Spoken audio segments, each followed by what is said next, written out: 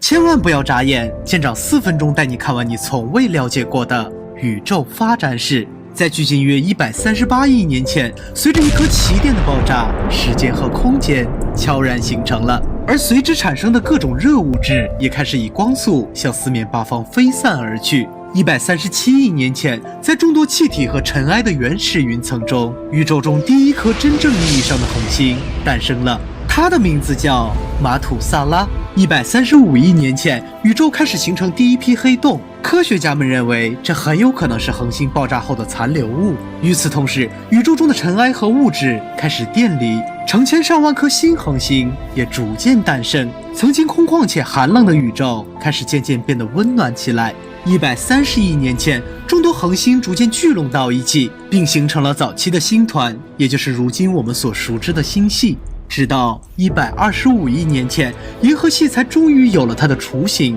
这是一个类似于棒旋状的星系，而其中一个旋臂便是后来太阳系诞生的地方，它就是猎户座旋臂。115亿年前，一颗外形奇特的行星卡普坦 b 出现了，这是人类已知最古老的系外行星，其在各个方面都与地球有着极高的相似度。据科学家推测，这颗行星上有极大概率存在生命。110亿年前，第一批富含金属的恒星开始出现，其具备的特殊化学性质开始使各个星系内的温度以极快的速度冷却下来，而此时的宇宙也开始越来越适合生命的诞生。100亿年前，银河系终于孕育出了第一颗真正意义上的恒星，它就是巴纳德恒星。此时，宇宙依然在不断膨胀，而银河系的外观也开始缓缓呈现出更为明显的棒旋形状。75亿年前，在离银河系极其遥远的地方，一颗恒星发生了超新星爆炸，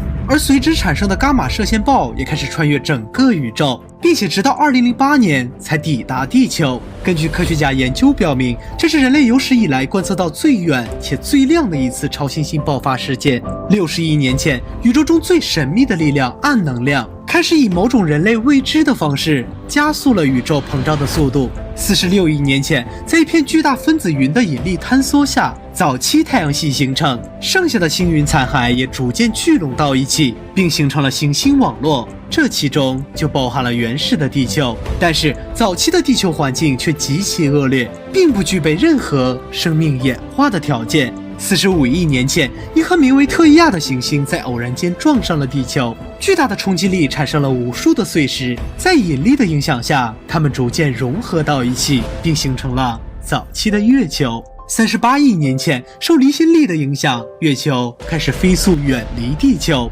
自此地球的环境发生了翻天覆地的变化。36亿年前，在海底活火山的多重化学反应下，地球上最原始的生命体终于诞生了，随后生命才开始逐渐繁荣起来。在经历了长达30多亿年漫长且残酷的进化过程后，人类文明才终于得以统治了这颗星球。但是如果把宇宙138亿年的历史换算成24小时，人类也不过才占了最后几秒而已。我们总以为我们足够强大，我们总以为我们无所不能，但当我们站在宇宙宏观尺度下的时候，所有的一切似乎也都失去了原本的意义。人的一生该放弃什么，又该去追求什么？屏幕前的你真的已经想明白了吗？我是舰长，我一直都在。